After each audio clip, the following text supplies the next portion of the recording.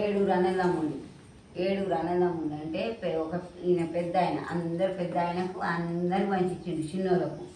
ఈయనకి అన్నీ ఒకే 7 దొడ్లు 7 బావులు ఇట్లా పంచిచ్చిండు. ఈయనకు కూడా పెద్ద ఆయనకు కూడా ఉన్నాయి అన్నీ.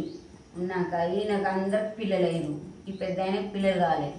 పిల్లలు కాకుంటే ఆ దేవుని కాడికి ఈ దేవుని కాడికి అని తిరగంగా ఒక్క కొడుకు పుట్టిండు.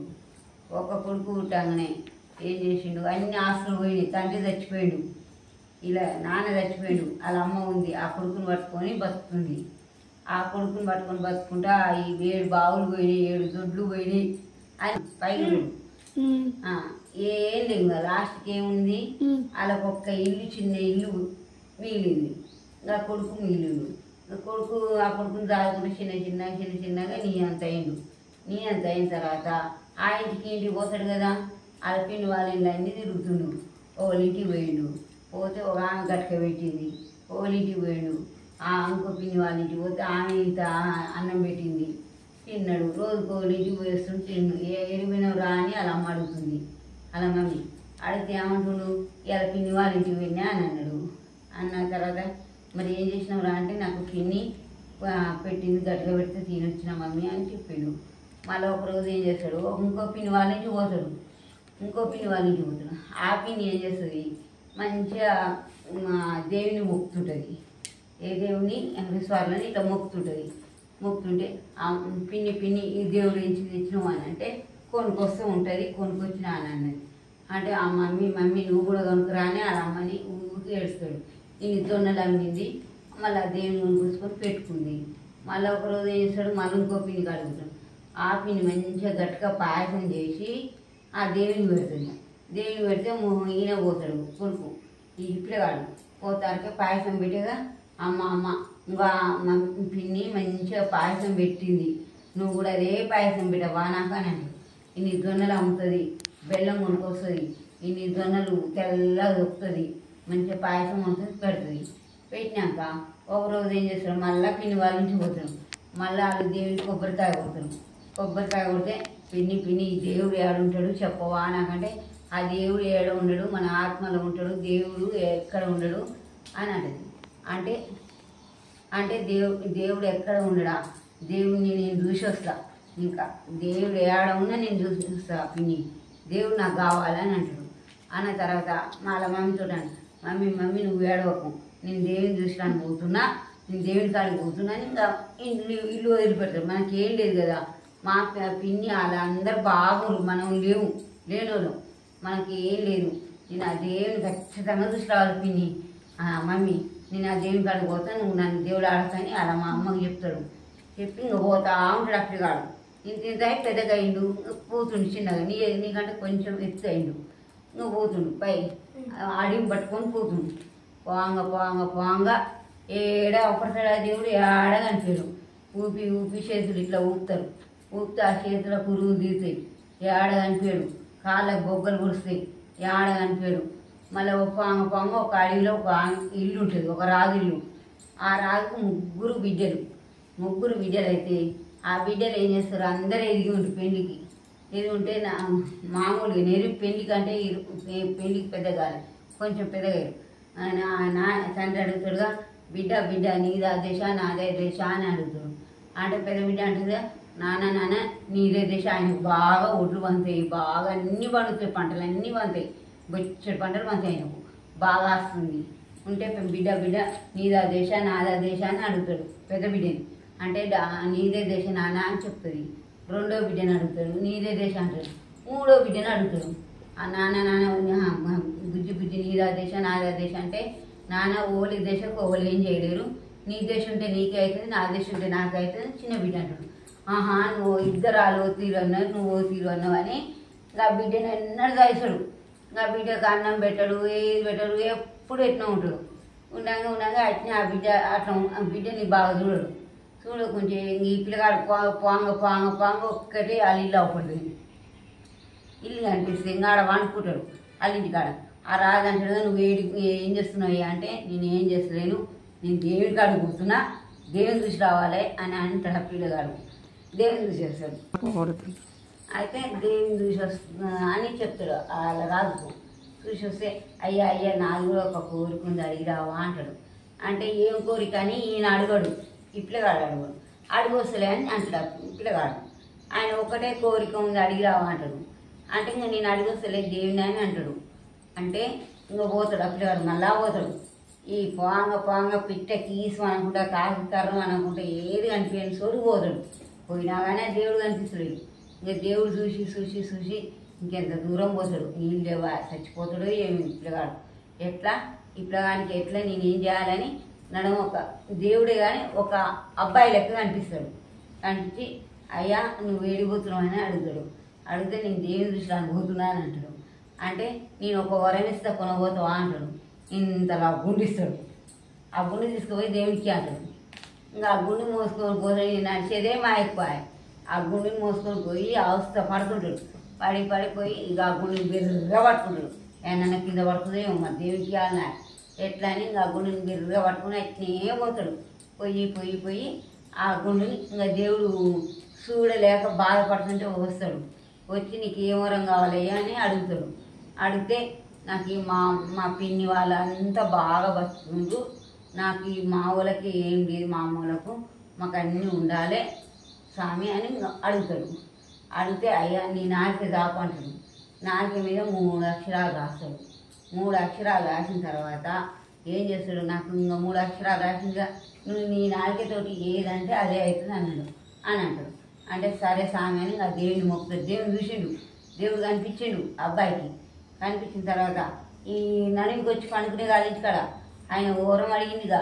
ఆయన ఓరం అడిగితే ఓ స్వామి నాకు వచ్చేటప్పుడు ఒకరు ఓరం అడిగిర్రు, ఆ ఓరం నాకు ఆ ఓరం కూడా ఇయ్యవా నేను వాళ్ళకి చెప్తాను అంటాడు. వాళ్ళకు ఏం వరం లేదు, నువ్వు కూడా అదే వాళ్ళ ఇంటికి పో చక్కగా. వాళ్ళ ఇంటికి పోతే వాళ్ళ అమ్మాయి నీకు చిన్న అమ్మాయి నీకు ఇచ్చి పెళ్లి చేస్తారు. అడిగి పోయినాక నువ్వు పిచ్చుల అవతారం కావాలని కోరుకో. నువ్వు పిచ్చుల అవతారం అవుతారు. ఆ చిన్న బిడ్డ నీకు ఇస్తారు. ఆ చిన్న బిడ్డ నువ్వు పిచ్చులోనికి ఇవ్వాలని చూస్తారు. ఎవరి దేశం ఎట్లుంటుందో అంటే వాళ్ళ నాన్నతో అంటే ఇంకా ఆమెని సహిస్తలేడు అని చెప్తాడు. ఇంకా వచ్చి ఇంకా దేవుడు వరాలాడుకునేగా వచ్చినాక వచ్చాడు. వచ్చి ఇక్కడికి వచ్చి ఇంకా చిన్న మళ్ళీ నడుచుకుంటూ ఇంటికి వస్తుంటే ఇంకా పిచ్చులను కావాలని అన్నాడు.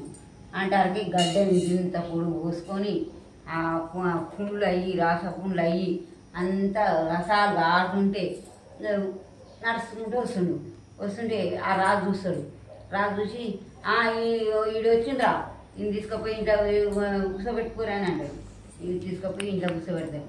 ఇంట్లో కూర్చోబెట్టి ఆయన మంచిగా చూస్తారు. ఆయన కటింగ్ చేస్తారు. ఈ మూది గీకుతారు. అంతా గీకి ఇంకా ముద్ద చేస్తారు. చేసి ఇంకా చిన్న బిడ్డగా ఆఫీసులోనికి ఇచ్చిపోయింది చేస్తారు. కుంటుకుంటూ పోతాడు. నేను కాళ్ళు లేవు కుంటు. ఈ రాజు ఈ వచ్చిన అబ్బాయి మంచిగా పెద్దోడు ఎదిసోడు అయిండు. అయినాక ఆయనకు మంచిగా కాలుకుంటి చెయ్యికుంటి ఒక కట్టె పట్టుకుంటాడు. ఇవన్నీ ఆడుకుంటాయి. ఆయనకు ఆ చిన్న బిడ్డని ఇచ్చి పెళ్లి చేస్తారు. చిన్న బిడ్డని ఇచ్చి పెళ్లి చేస్తే ఆ బిడ్డ ఒకటి ఏడుస్తుంది. నేను ఈ అన్నందుకు మా నాయన ఇలా ఇచ్చిండు ఎట్లా అని ఇంకా రోజు ఇట్లా దూడ్చుకుంటా ఈ పుండ్లను దూడ్చుకుంటా గడ్డను దూడ్చుకుంటా ఇంకా తీసుకుపోయి ఒక ఇల్లు కావాలంటాడు. ఇంకా అడవిలో మంచి ఇల్లు కావాలని ఇల్లు అవుతుంది. ఆ ఇంట్లో ఉంటుంది. ఉన్నాక ఈ పెళ్ళం రోజు చూడుస్తుంటే ఇంకా ఈ రాజు అల్లుళ్ళు ఇద్దరు మంచిగా ఉంటారు. మంచిగా ఉండి ఏడకపోతారు. ఈ అడవికి ఏడకపోతే అన్నీ అలిపి అవి పడితే వాళ్ళకు మంచిగా పడితే అట్లా తెచ్చుకుంటారు. ఈ కొంచెం ఆయన చిన్నల్లుడికి పడకుంటే చూసుకుంటే వస్తాడు. ఈ చిన్నల్లుడు ఏం చేస్తాడు, పోతాడు అడవిలో పెద్ద ఇల్లు కావాలంటాడు. ఎక్కడెక్కడ పక్షులు అన్నీ వచ్చి నా ఇంటి మీద ఆలాలంటాడు. మంచిగా రాజు అయిపోతాడు. రాజు అయిపోయి ఇంకా అన్నీ వచ్చి ఈయన ఇంటి మీద ఆగుతాయి. ఆయన ఎక్కడ చూసినా ఒక్కటి జంతువు అవపడతలేదు. అవపడకుండా ఈ ఇంటి మీదే ఉంది. మరి ఈ ఇంటి మీదే ఉంది. ఈ ఇంటి మీద ఉంటే మరి ఎట్లా ఆ రాజుగాడికి పోయి మనం ఏమడుగుతాం, మనకి ఎట్లా కొట్టుకోవాలి అంటే పైసలు లేవా. చాలా 3 అల్లుళ్ళు తెచ్చుకుంటారు. కొట్టుకున్నాక ఏం చేస్తారు, పక్షులు పడతాయి. పడ్డాక మరి ఆ పైసలు వేయాలి కదా. పైసలు వేయాలంటే ఆడ తెచ్చిస్తారు. ఇక్కడ కాళ్ళు లేకుంటే నా కాళ్ళు లేవంటే మరి మీరు గుర్తు ఎట్లా నాకు అని తల ఆయనతో తొడగ కూసుకుంటాడు. ఈ కుంచోడు ఏడుతాడు. వాళ్ళు తెస్తారు. ఈ కుంచోడు తేడు కుంచాలు చేయకుంటే పెళ్ళ ఏడుస్తుంటుంది.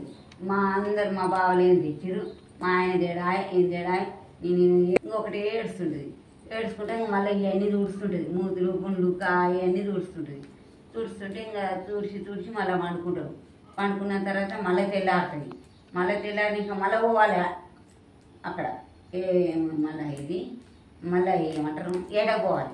ఏడకు పోవాలంటే మళ్ళీ ఇద్దరు అన్నదమ్ములు ఈ కూర్చొని తీసుకొని పోతారు. కూర్చోనికి ఏం పడాయి. మళ్ళీ ఈ ఇద్దరు అల్లులు పోయి మళ్ళీ ఈ ఇంటి మీద అన్ని జంతువులు వచ్చాలిగా. మళ్ళీ ఈ కొంచెం ఆయన ఇల్లు మీద ఆస్తే మళ్ళీ ఏం చేస్తాడు, మళ్ళీ ఈ ఇంటికి పోయి మళ్ళీ చెరొక్క పక్షి కొట్టుకుంటారు. కొట్టుకున్న తర్వాత మళ్ళీ పైసలు లేవు వీళ్ళ కాడ. మరి మళ్ళీ ఏం కొనాలి అంటే ముందులో అందరు జుట్టు కట్ చేసుకుంటాడు. గుర్తుకు ఆ ఇద్దరు అల్లుళ్ళు జుట్టు కట్ చేసుకుంటాడు. ఈ ఇద్దరు రెండు రోజులు అప్ప అయిపోయిందిగా. ఆయనకు 3 రోజు ఏం చేస్తారు, ఊళ్ళో పెద్ద కథ చెప్తారు. ఊళ్ళో పెద్ద కథ చెప్తారు. కథ చెప్తే అందరు ఒక్కరు లేకుండా రావాలి కథ చెప్తారు అని డప్పు కొట్టిస్తారు. డప్పు కొట్టిస్తే అందరు పోతారు. అందరు పోతే ఈ కొంచెం ఆయన పెళ్ళం ఈ అబ్బాయి ఉండేగా, ఈ దేవుడు గౌరవించిన అబ్బాయి ఆయన ఒక్కటే ఇద్దరు ఏడుచుకుంటూ ఉంటారు. ఈయన అందరూ కథకాడిపోతుంది.